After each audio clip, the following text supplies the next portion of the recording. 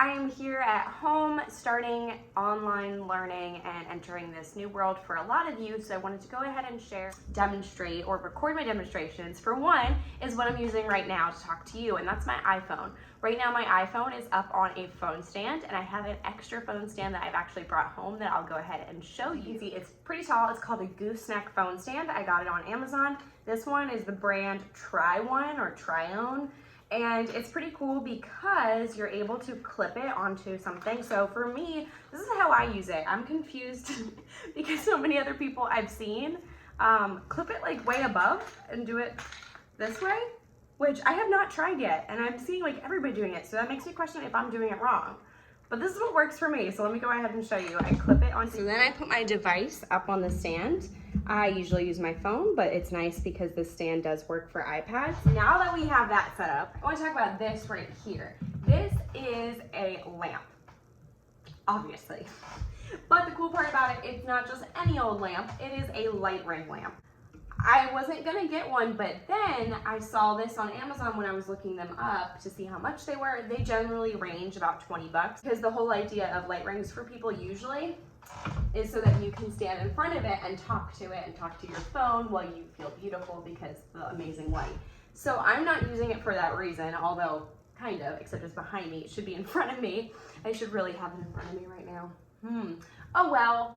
So white, yellow, mix it. For the rest of the demonstration, I don't talk. I don't use any special microphones because what I do is I record the demonstration in silence or listening to music even or podcasts.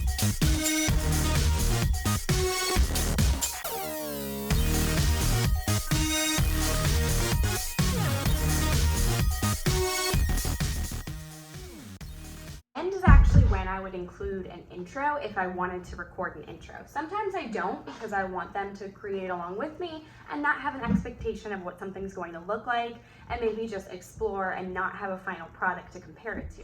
Okay, so I do all of my recording on iMovie. If you're not a Mac user, you have an Android device, I have heard Screencastify is free right now and is a great editing tool that's easy to use, but I haven't tried it, so I'm just doing my usual iMovie. So I know that this is my intro and my outro, so I'm gonna pick those first.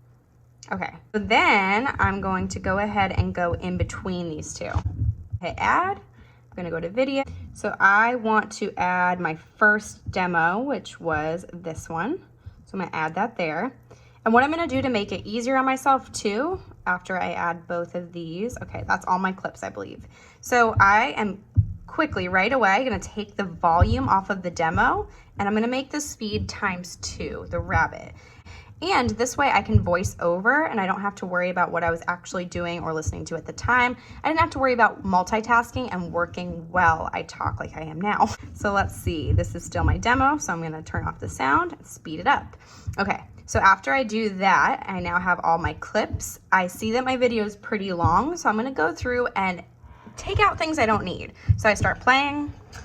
Hello, my most amazing. Okay, so I already know I can cut that out. I go to actions, I say split, I delete. Hello, my most amazing artist. So I'm gonna delete that because it was just like a hesitation moment. So I just hit that, delete. Paper, now this could be any type of paper. So I'm gonna, you could delete. You could use paint. Okay, so now that I have all of my clips kind of spliced and anything unnecessary cut out, I have it down to 7 minutes and 34 seconds, which is pretty good. But if I wanted it to be even shorter and I didn't have a part with me talking, I would go ahead and I would save this movie. I would save video. I would then take that new video and upload it with a new project. And then I'd be able to make the whole thing quadruple as fast I'm already at the maxed out time here by 2 times, but if you save this video and then re-upload it and do that again, it's essentially gonna make it 4 times as fast. So I do that with really long demos that I want to shorten, or even just parts of the video if I wanna make it quadruple as fast. That is how I do that. I'm gonna go ahead and do my voiceover for this part though. So I'm gonna make sure that I put the iPad down, that I don't have any squeaky chairs like I do right now. So I'm just gonna hit the record button. To get started, you're going to need a few things you might have laying around your house. This one is one of my absolute favorites. Whew. So if I get out of breath, like I just did, I stop it. This is the best part about this because talking for a long time is hard, y'all. So I make sure that I take a break every once in a while so I don't sound like a complete lunatic. And I take a break and drink some water. And then I go back to recording again. So I'm going to go ahead and do that now.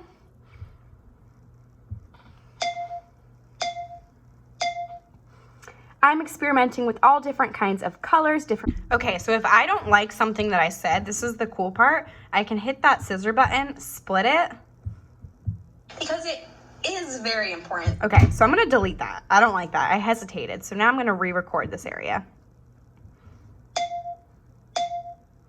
Okay, now my audio should match. Before you do this lesson, and if you do, make sure you clean up after yourself. All right, my amazing artists, I hope you had a fabulous time creating. Okay, so the last thing I'm gonna do is add text to my video. So I'm gonna go ahead and hit titles.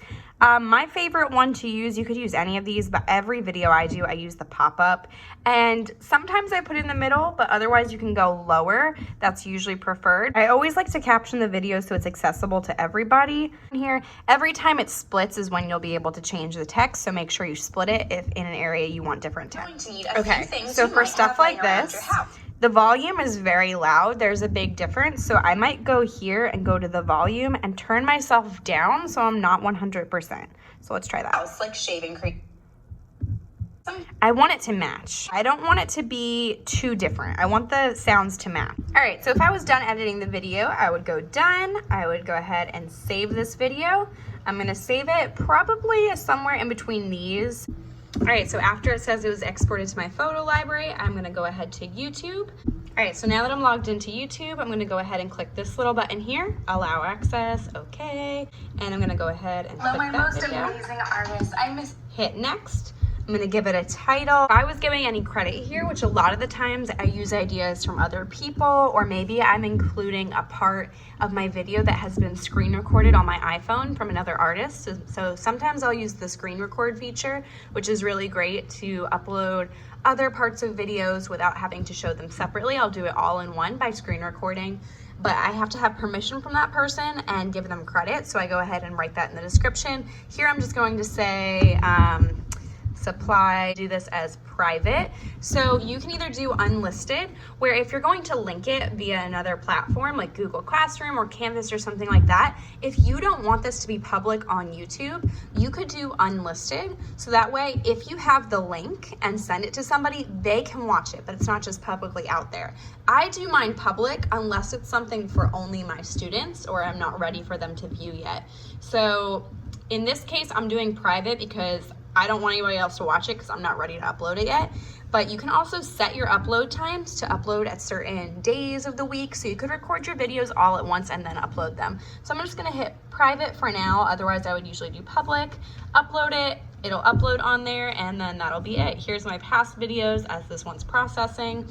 You can see all the videos we were doing before we left for COVID break. Okay, so here's an example of when I take a screen recording from another video.